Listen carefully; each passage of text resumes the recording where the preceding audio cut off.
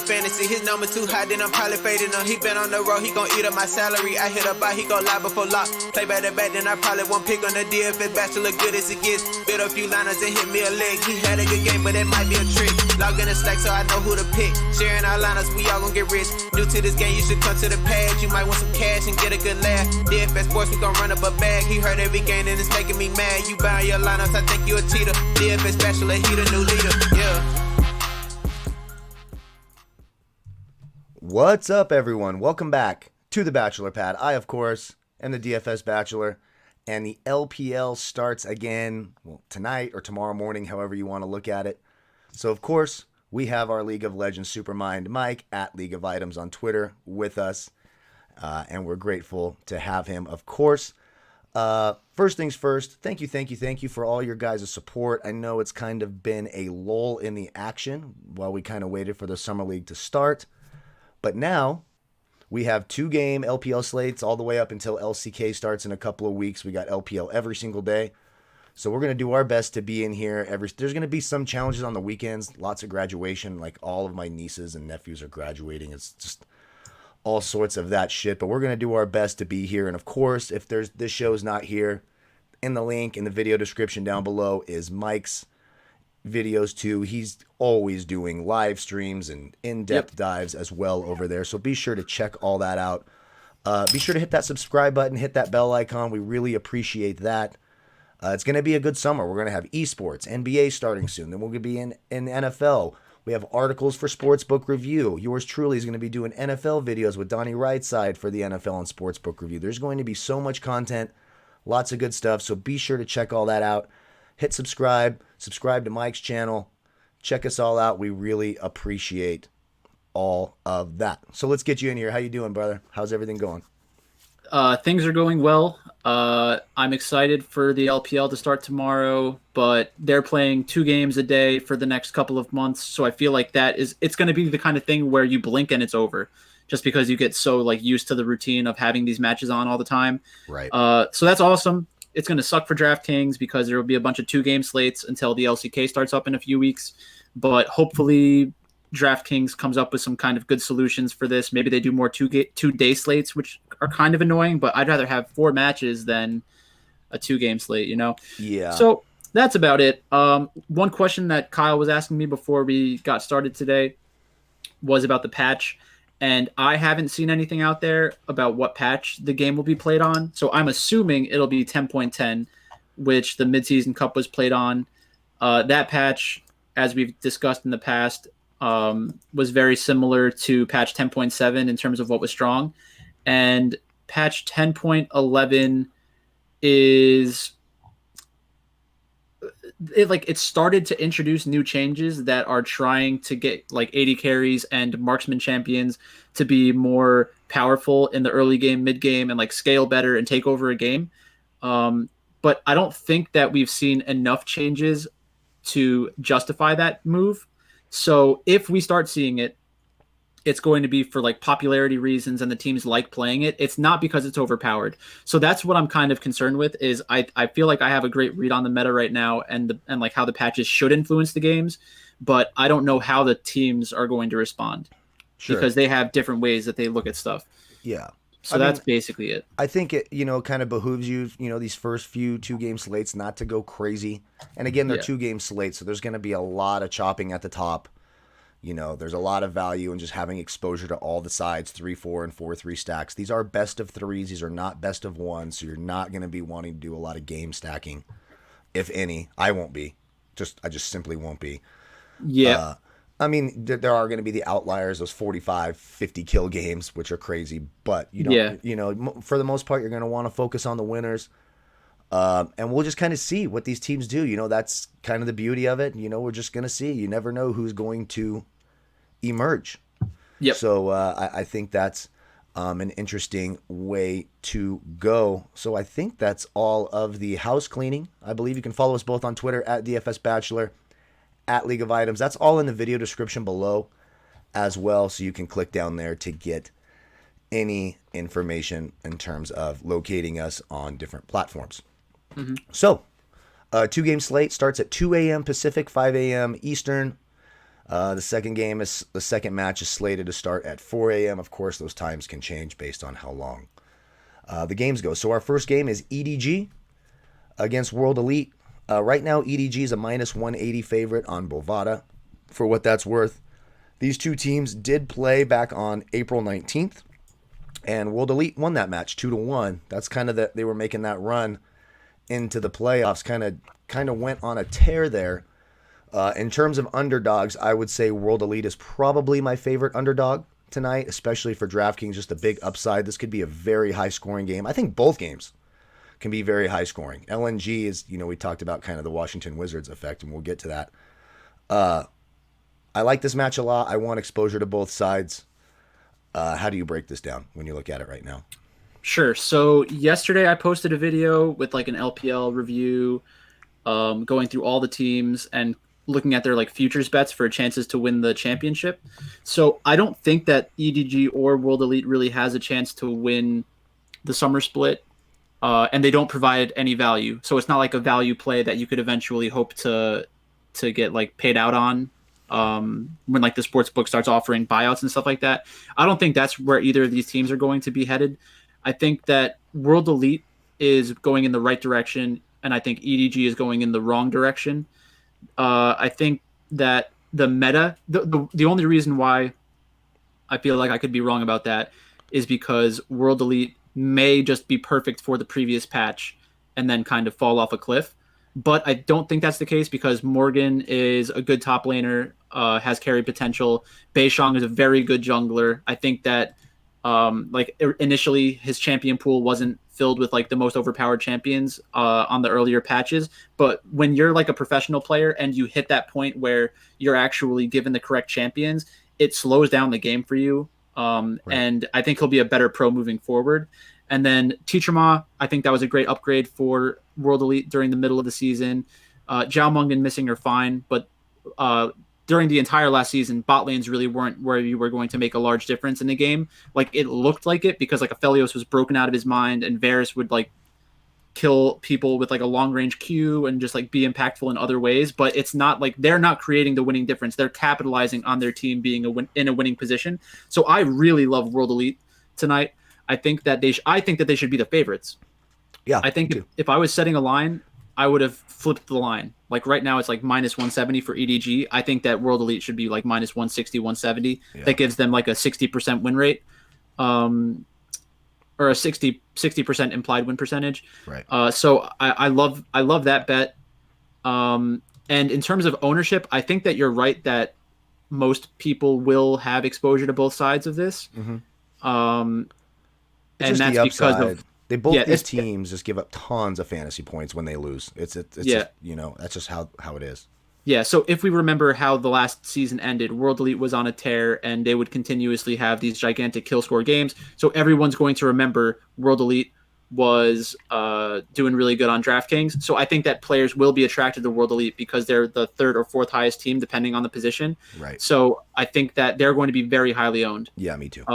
I'll wait until later just to say like how I feel like it's going to break down 1 through 4, but I think that World Elite is the side that I like. The public likes it. That scares the shit out of me. Right. So maybe I'll end up hedging a little bit with EDG or like a unique roster construction. That's exactly what I will do. And I will say, like, I was just kind of playing around with building lineups earlier, just for about 20 minutes. With EDG being the favorite, both not just on the books, but also on DraftKings in terms of pricing. If you're, say, Sunning's the favorite in the next game, and I think they should be, when you're trying to build those lineups, you're going to have a jungler captain or a top captain because the salary just isn't there for your 4-3, 3-4 stacks with the two favorites. It's just not there. So if you're going to stack those two teams, start getting into the jungle. A guy like, if you're using EDG, I believe JJ is starting tonight. Is that correct? Junjia is starting. Junjia is starting. And he's shown some big upside kind of when they, both junglers for EDG did as well. So if you're doing the favorite stack, that's what you have to do. You just don't have the salary unless you want to one-off one of the teams, which to me makes absolutely no sense. You just don't want to. The only way you could do that is one-off one of the underdog teams, and I'm not all about that. I'm preferring to go for the winners, especially in the team spot. Good chance this goes 2-1 this game. just like it did on April 19th. I think there's a really solid shot that this goes 2-1. And just for those of you who maybe don't follow, we do have the starting lineups out on our Twitter page.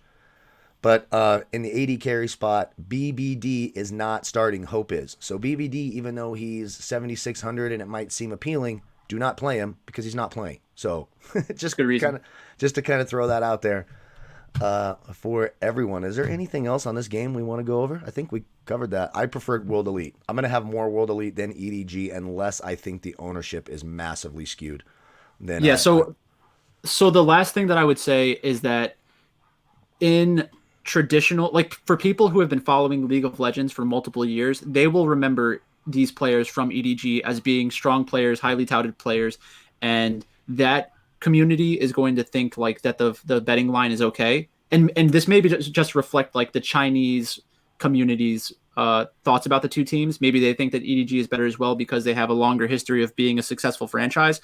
But anybody who just started paying attention to League of Legends last split is going to like World Elite more.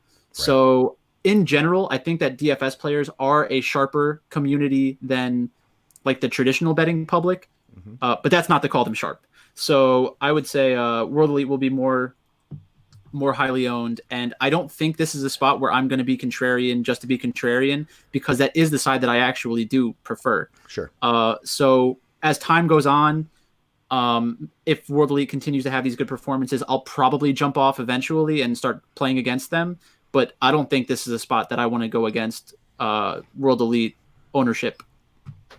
I'm not fading them. Very good. Oh, yeah, I'm not fading him. No, I'm going to have both sides of this and more World Elite, but I'll definitely have both sides because you just never know, especially in the first match of a new set. So our second match, LNG versus Sunning. And again, neither one of these teams are world beaters. These are teams that neither team made the playoffs. Sunning right now is a minus 200 favorite on Bovada. I do think Sunning's a better team. I like Sunning more. They have more fantasy upside, in my opinion. But both of these teams, when you just go position by position, allow a ton of fantasy points at each position. So, again, you can make an argument for both sides. I think this is the one where I'm more confident in Sunning beating LNG than I am the first game. I think that's where I'm at. Sunning can be a little bit weird sometimes and not show up. We've seen that plenty in the spring session. They did play back on March 24th. Sunning won that matchup 2-1. So give me Sunning here, but again, I'm gonna hedge all four sides and hope that my combo, which I will have one winning combination guaranteed if let's say I made 4 lineups, hope that it chops at the top, because that's what's gonna happen. It's gonna most likely be a chop at the top tonight. Yeah. So for this matchup, again, in my video that I made yesterday, Sunning is actually one of my favorite teams long term to like improve this split, because they play a like front to back team fighting composition that becomes more and more common as we get closer to the World Championships. And the reason that this happens, at least traditionally, is because Riot, who are the people who like make the game and everything, they start to make 80 carries more powerful, because when you get to the World Championship, they want to have like these consistently predictable games where it's going to be 5-on-5 team fights around these gigantic objectives, a lot of tension, a lot of potential for mechanical outplays from the 80 carry position.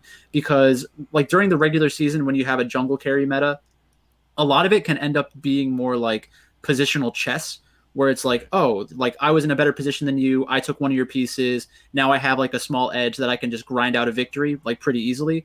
When you get into like the 5-on-5 team fight meta where 80 carries are the most impactful, you can have like very explosive team fights that make no sense, that like the losing team wins the fight just because they play it better. Right. And that's what fans love to watch, and that's what Riot kind of banks on. So I think that the way that I laid it out was, in order for Sunning to have a chance at something like a spring split championship or making it far in the playoffs, they need to win a lot of early matchups, early easy matchups. So LNG is an easy matchup. Sunning should beat them easily. Right. Then we need the patch the patches to kind of push everyone towards the team fight meta, or at least make the team fight team compositions able to compete with the like jungle centric metas. So once that point hits, that's going to be the inflection point where you see like the hyper carries come back, Right. and that'll be very exciting to watch for League of Legends.